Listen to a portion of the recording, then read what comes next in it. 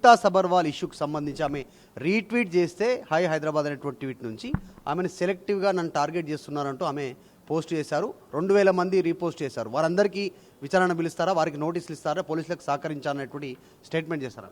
First of all Smita Sabharwal గారికి ఒకటి అర్థం కావాలి. స్మితా సబర్వాల్ అంటే ఆమె ఐఏఎస్ ఆఫీసర్. 2000 మంది అనేటోళ్ళు సామాన్యులు. ఒక ఐఏఎస్ ఆఫీసర్ అనేటామె ఇన్ఫ్లుయెన్షర్.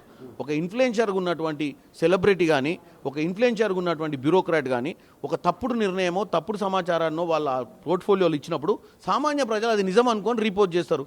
సామాన్య ప్రజల్ని బ్లేమ్ చేసే పరిస్థితి లేదు. ఆమె ఒక బాధ్యత గల అధికారి. ఆమె తప్పు చేయడం, ఆమె సమర్థించుకోవడం కూడా దాన్ని తప్పు పడుతుంది. ఆమె పైన కాంగ్రెస్ ప్రభుత్వం కోపంగా ఉందా, లేకుంటే కాంగ్రెస్ ప్రభుత్వం మీద ఇంట్రెస్ట్ లేదా?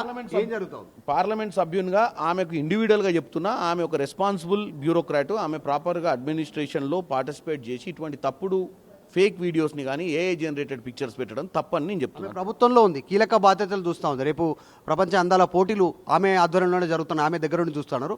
అట్లాంటి కీలక అధికారి పైన చర్యలు ఉంటాయా? నెక్స్ట్ ప్రభుత్వం ఏంటి? ప్రభుత్వం తీసుకోవాల్సిన చీఫ్ సెక్రటరీ గారు, ముఖ్యమంత్రి గారు తీసుకోవాల్సిన నిర్ణయం. వాళ్ళు ఏం తీసుకుంటారో చూద్దాం.